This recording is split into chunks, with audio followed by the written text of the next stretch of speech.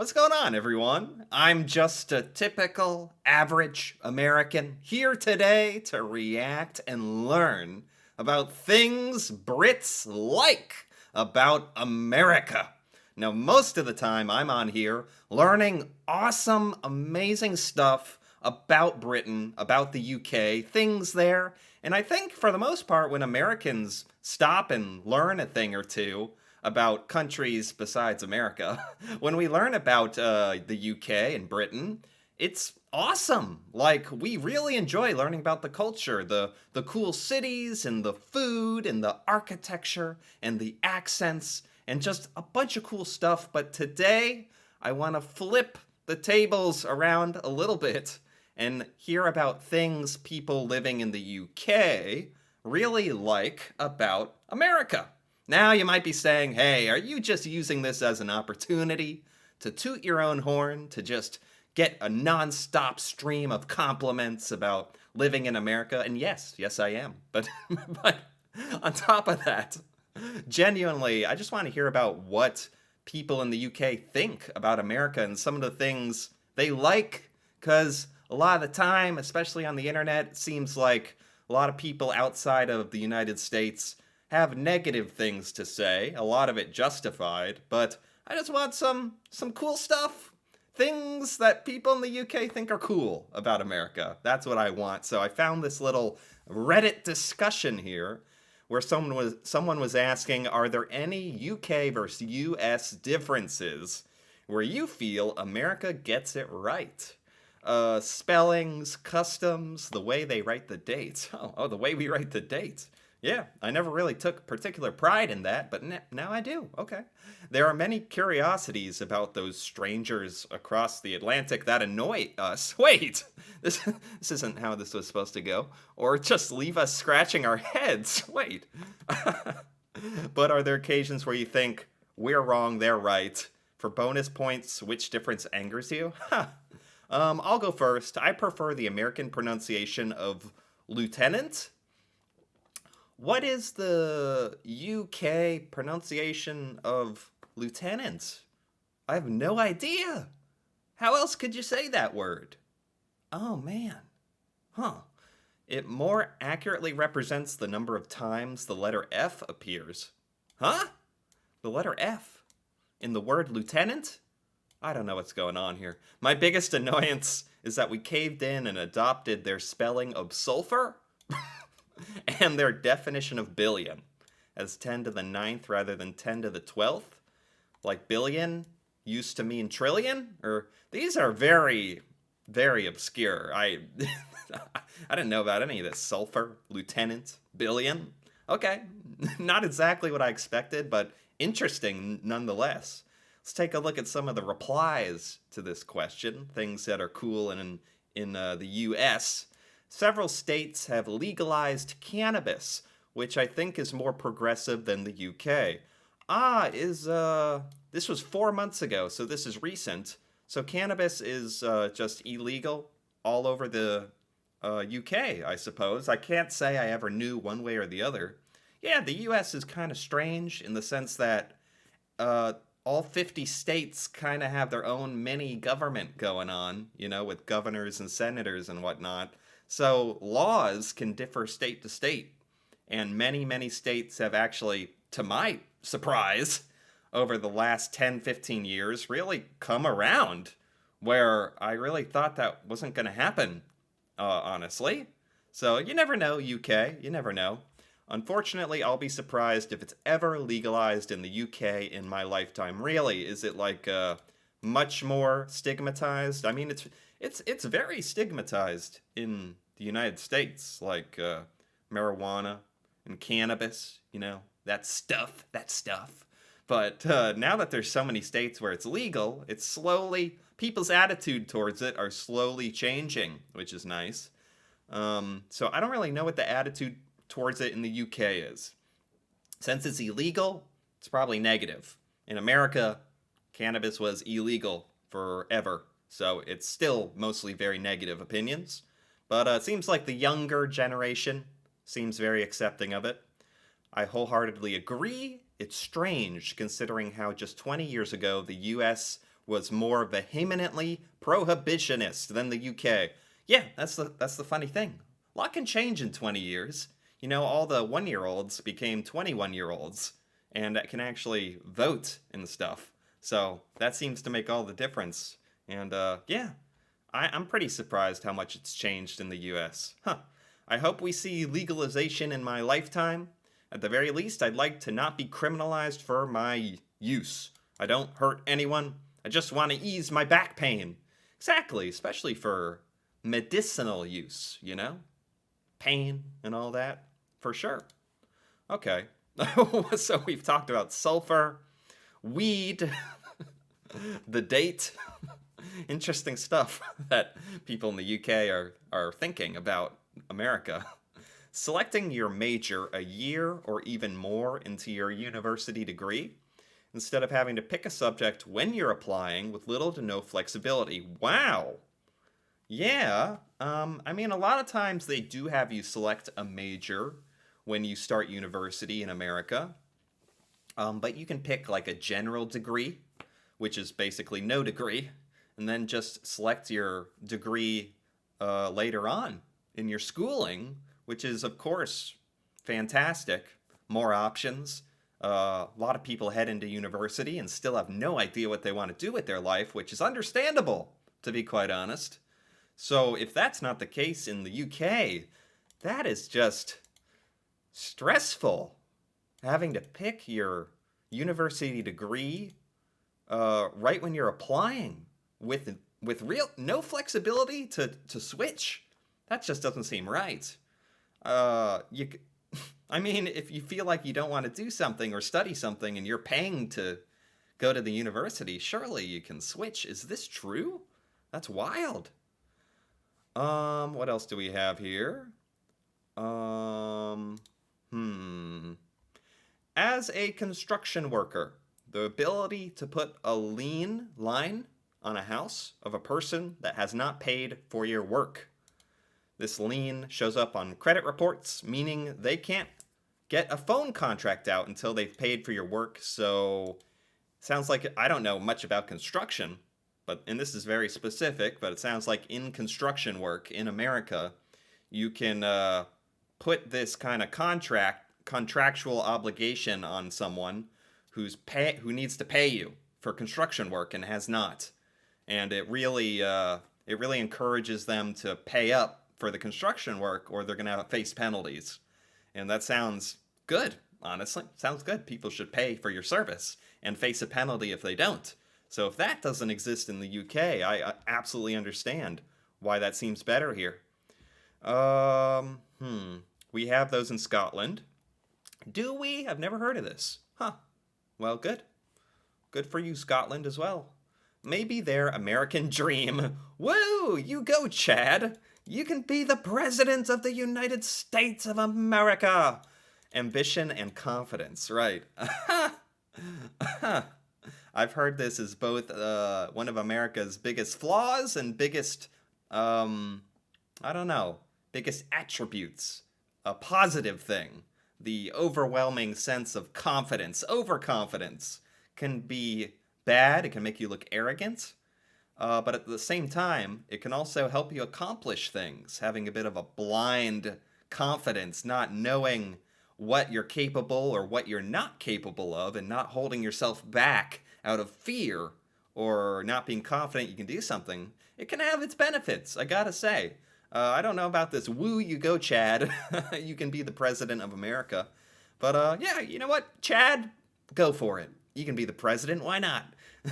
I think our realistic negativity holds a lot of the working class people back. Yes, I definitely, in my experience in America, especially like online and stuff, social media, it definitely seems like many people do have this confidence that they can do anything, and most of the time, a lot of people don't ever deliver on that, but it's there nonetheless, the confidence. So I don't know, it can hurt you because you feel like you've accomplished something when you haven't, which is bad. But it can help you in getting you to maybe go out on a limb and try things that you might not have because you feel like, oh, I can't do that. And that stops you. So, yeah, pros and cons. There's pros and cons. I always get downvoted for it, but Brits have a crippling ambition deficit. Huh. I definitely have an ambition deficit. Huh. I have heard about this sort of slight negativity around that. Not as much confidence in general compared to Americans, at least. So I don't know. I think it can make us look kind of bad at times, but it can also be a big strength. So I like that. I like that thought, actually. Salaries. The UK salaries are absolutely abysmal compared to salaries for the same role in the US. Really? I don't know anything about this. It's essentially impossible to be more than well off in the UK purely through receiving a salary. Not sure how income tax works in the US. I detest how low the UK's 40% tax band is now when taking into account inflation. Until Brits become ruthless job hoppers? Wait, what? Oh man, UK salaries. I feel like I need some data on this. Um, I mean, when I think of the UK, I think one of the biggest global superpowers on the planet, one of the most powerful economies in the world. So I guess I don't know in detail about like job to job, America versus the UK, how salaries for, I don't know, everything, doctors, teachers, accountants, construction worker, how that all would line up. That's actually a pretty interesting thought. I kind of have to take this guy's word for it that the UK salaries are abysmal compared to salaries for the US. Is he trying to make a distinction between salaries and working hourly as well? Huh. Interesting. Interesting. Maybe people in the US do earn more on average than in the UK. I don't know. That seems to be what he's saying. Water on tables in restaurants. What? And turning left at road junctions if it's clear. They like water on tables in restaurants? Water on tables in restaurants is pretty much the norm, no? Always ask for water for the table? Oh, just that Americans can get water? Like for free? At restaurants? Usually water is not just sitting there at the table waiting for you. You do have to order it, but it is free. So, is water not free in the UK at restaurants? You can't get a glass of water with your dinner? Like, they charge you for that? I'm sorry. I'm sorry about that if that's true. And turning left at road junctions if it's clear. Road junctions. What exactly is a road junction? Left like this? Hold up. Hold on. Left at a road junction. This looks like it could be helpful. Turning left at a road junction. This is just a turn. Wait, you're telling me you can't turn left like this in the UK? Does it have anything to do with driving on the other side of the road? Huh. I mean, at a junction like this, you could go either way. Left or right. I feel like I'm missing something. Like in America, we can turn right on red. We're driving on the right side of the road, and if you go up to a stoplight and it's a red light, you can go take your right turn without waiting for a green light to come if nobody's coming. But this left at road junctions thing, I'm not sure if I understand. What do we have here? Also, free refills on fizzy drinks. Yeah. Yeah. Like if you go to a restaurant, you can get a free refill of your drink like almost 100% of the time. Is that not the case in the UK? Is that an American thing? Free refills? Oh no. Oh no, is that an American thing? What? Oh man, I didn't know how good we had it. That definitely belongs on this list. National parks. You have all facilities you need. Toilets, showers, barbecue, and beer spray? Bear spray. Bear spray, not beer spray. Bear spray. So are we we're not talking about the national parks like the beauty of the forest or the mountains. It's that our national parks have toilets and showers and barbecue, beer spray, beer. Why can't I read? Why am I having so much trouble reading this word? Let me look it up. Bear spray. Yeah, bear. Why am I saying beer? Bear spray, excuse me. Like spray that keeps bears away. Huh. I don't go out to too many national parks, to be perfectly honest. But that does sound helpful, although a little scary, if that's necessary. Okay, our national parks have cool amenities. Free refills at restaurants. What? That's not standard in the UK. You have to pay for every refill on your soda. Man, Americans must throw a fit when they find that out in the UK. I would be shocked. I'm glad I know this. That is just so normal in America. That's so normal. That's one of the reasons you go to a restaurant. An unlimited soft drink, unlimited soda is part of it. Man, the more I say it, it does sound very American.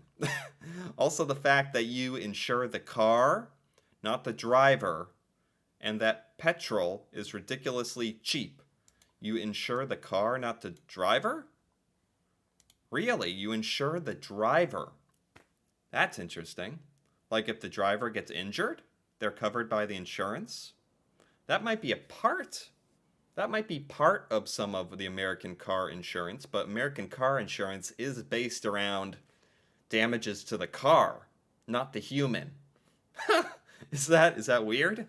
Is that Oh no, they're saying that they like that. So this person is saying that they like that the insurance is on the car, not the driver. Huh. And gas or petrol is cheap? Is it compared to the UK? I don't know. Yes, it appears cheap, but Americans have poorer fuel economy vehicles and drive around twice as far as the average Brit, meaning we spend roughly the same amount. Yeah, Americans drive everywhere. Everyone owns a car. You drive anywhere, no matter how far away, even if it's down the street, I would drive. It's just how we are. It's how we are. And we waste a lot of gas, that's for sure. So it kind of equals out. But apparently the petrol, gas, is cheaper here. I guess that's why I don't appreciate it very much, because we're using it so much. House sizes. I've seen American closets the size of British spare bedrooms. I just wish British houses were bigger with my whole being. Yeah, American houses, I've never, I have lived in a variety of sizes of houses in my life as a kid and growing up. Now I've been in several apartments, and I have to say I've never really been one to complain about the house sizing or even the apartment sizes. I think it's quite generous. I've never felt claustrophobic or anything. I try to be grateful for that, and this kind of reaffirms that when I read about American house sizes are apparently big.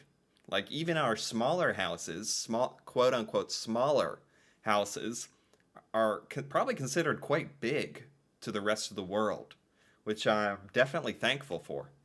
Huh. Oh, what else do we have here? The way they write the date. The US 100% does not get that correct. Oh, bit of a contrarian. So we write the month, day, year. Like April 18th, 2023. And what do you do in the UK? UK date format. What would it be? It'd be day, month, year? Oh, it'd be 18th of April, 2003. Is there any benefit to that? Is there any benefit to that? Is one better than the other? Well, I suppose it might be better to have the day first, because you probably know, if you're just in conversation, if you know, you're probably going to know the month, and hopefully you know what year it is, or you have some other problems. So having the day come first gives you like the most valuable piece of information. You're probably looking for what day of the month is it, I think. And for the American way, you gotta wait for us to be like, well, it's April 18th. And then you're like, okay, I got it. So maybe it's technically a little better the British way? Maybe. I might concede that. I mean, this person had such a problem with it that they felt like they had to say, hey, no, I don't like this better, the way the Americans do it. I like the way we do it. Huh. Okay. Okay. Barbecue. Yeah. Barbecue. Yeah, I'm glad someone said barbecue. Sometimes I forget how American barbecue is. Like, it is so nice. There's so many barbecue places around where I live. It's great. It's like you get a hankering for it and you can just go find your restaurant of choice, your barbecue place of choice. It's amazing. There's little mom and pop shops that are amazing. That's probably one of the things I am like proud of. If I'm proud of something that America like has, barbecue. There you go. Yeah. I mean, there's got to be some barbecue in the UK. And there's like Korean barbecue. There's American barbecue. There's barbecue in other places other than America. But I won't deny it. Our barbecue is good. It's good. This is 100% bang on. I live in Ireland, so it wouldn't exactly be British barbecue in summer. You'll see burned sausages, burned burgers. Oh, geesh. When I lived in America, it was night and day. Just how intense and serious and important barbecue was. Brisket, ribs, prime rib, turkey, chicken. It's well seasoned, slow smoked, served perfect. Yeah, it's serious here. Like if there's anything we put effort into, it's barbecue. We care about food. We can if there's anything. Huh.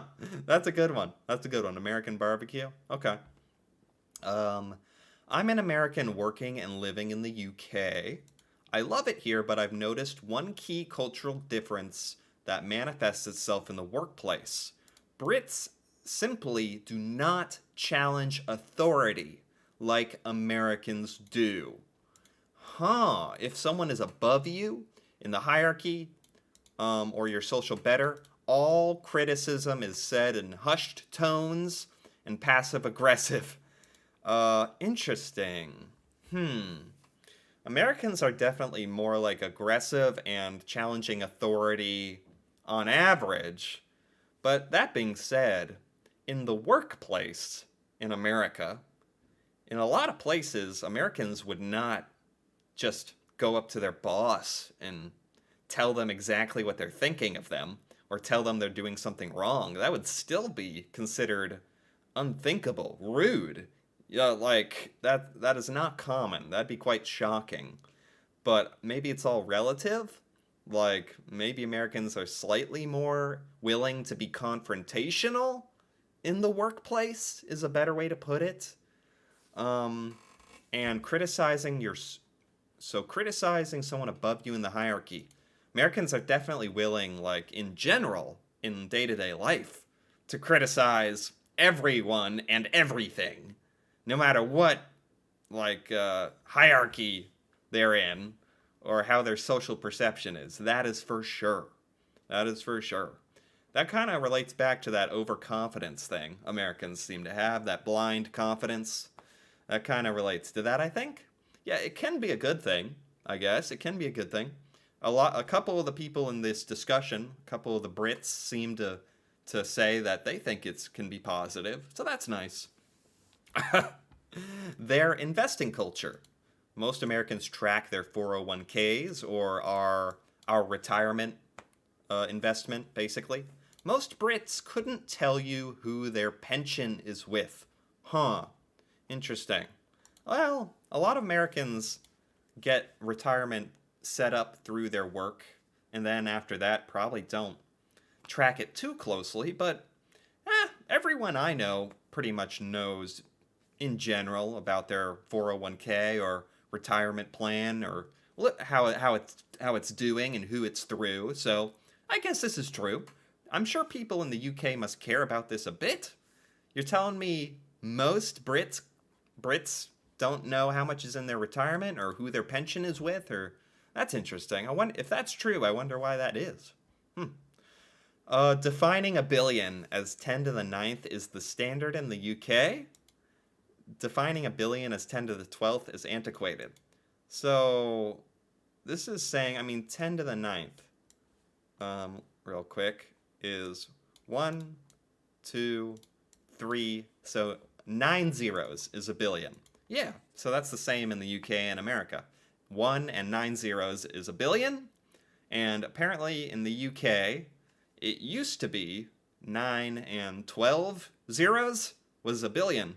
But that is a trillion. That is a trillion here, and I'm assuming in the UK. Did this change at some point? Is this some kind of hot topic? Maybe I shouldn't push this button too hard. Is this a sore subject? Okay. Huh. I prefer the American pronunciation of lieutenant. I disagree. There's nothing more British than the spelling and the pronunciation of a word being nothing alike. How do you say lieutenant? I'm going to have to look this up. Lieutenant, British pronunciation. What do we have here? It'd be like the word is pronounced low lieutenant, whereas in British English, it is pronounced lieutenant. Lieutenant. Lieutenant. Lieutenant. Lieutenant. Lieutenant. Huh. Where does the F come from? Why is there an F? Is that what they were saying at the beginning? Where there's an F? Wait a minute. That represents the number of times the letter F appears. That's what that means. That's what that freaking means. Oh my gosh. Okay. Huh. Well, solved that mystery. Good. Separation of church and state. That's been like in the American Constitution or what have you. Separation of church and state. That's pretty important here. Is that not so much in the UK?